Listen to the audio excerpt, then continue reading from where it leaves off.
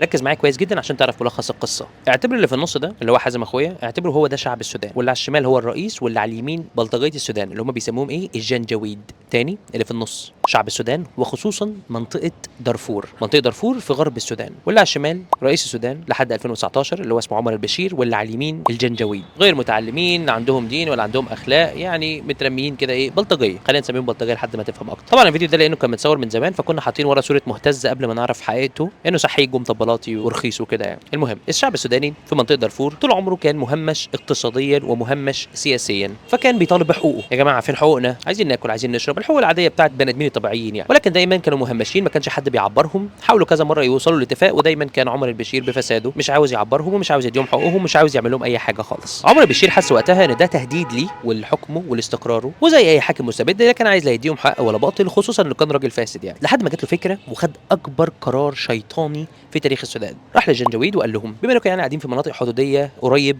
من دارفور، وبما اننا لازم نظهر كويسين وصورتنا كويسه قدام العالم، فاحنا مش هنخش معاهم في حرب ولا هنخش معاهم في مشاكل. انا عايزكم انتوا من تحت لتحت كده من الباطن تربوا الناس دي. بدا الجنجويد يعرف نفسه. طبعا هم بدوا عايشين في مناطق حدوديه، عايشين على البلطجه وسرقه الناس والاتاوه والاغتصاب، وطول عمرهم يعني مفسدين في الارض. طبعا طول عمرهم بيعملوا كده تحت مرأى ومسمع من عمر البشير، ولكن عمر البشير كان سايبهم اللي هو ايه، خلاص انت بترزق وانا برزق وايه، صباح الفل يعني. قال له انت كنت بتعمل ده زمان في المستخبي، انا عايزك تعمل نفس اللي كنت بتعمله، ولكن انا اللي بمكنك، انا اللي بديك التمكين وانا اللي بمولك وانا اللي بساعدك بس. وقال له هديك الحصانه وهديك التمكين، هديك السلاح، هديك المال، هديك كل اللي انت عايزه، بس تخلصني من وجع الدماغ ده لانه ايه، بيهدد الاستقرار. وبكده صنع له ميليشيه لطيفه تساعده بدل ما دخل الجيش السوداني في الموضوع والموضوع يكبر واشترى دماغه.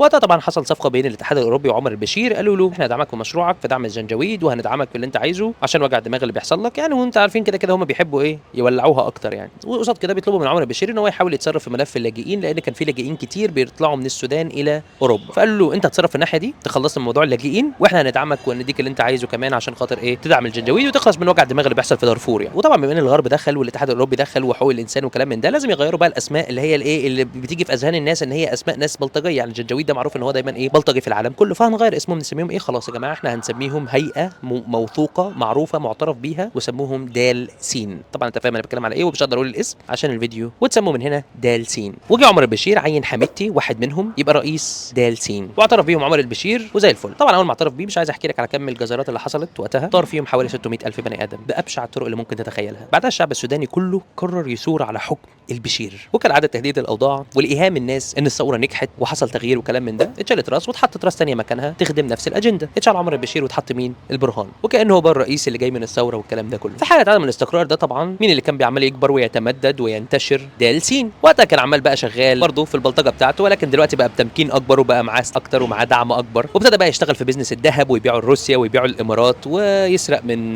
موارد السودان وعاش حياته يعني. طبعا البرهان ما عجبوش الوضع لانه ده عمال ينتشر ويتغلغل وخلاص خرج بره سيطره الرئاسه، فحصل بينهم مناوشات بين الدال سين وبين البرهان. وطبعا دايما اللي بيتطحن في النص مين، الشعب. لحد ما قرروا يتوصلوا لاتفاق، قالوا خلاص يا برهان هتبقى انت الرئيس، رئيس دوله السودان، ويبقى حميدتي اللي هو الممثل للدال سين هيبقى هو نائب الرئيس. طبعا ما تنساش المغالطه الكبيره هنا، ما تفتكرش ان هو نائب الرئيس ده معناه ان هم خلاص دول من شعب السودان ومن اصل شعب السودان، لا ما تنساش ان هم دول اللي كانوا على الحدود، شويه مرتزقه مترميين في الصحراء جايين ينهبوا ويسرقوا. تلاقي بقى شويه من تشاد، تلاقي شويه من دول افريقيه بعيده، تلاقي شويه من اثيوبيا يعني، كله عمال بيرزق طبعا. ومين، وفي دعم خارجي عشان يخربوا السودان. وخلاص قرر هيبقى الرئيس البرهان ونائب الرئيس حميدتي، وقالوا ان هم هيتفقوا كل حاجه. مين دخل على الخط يا باشا، الامارات.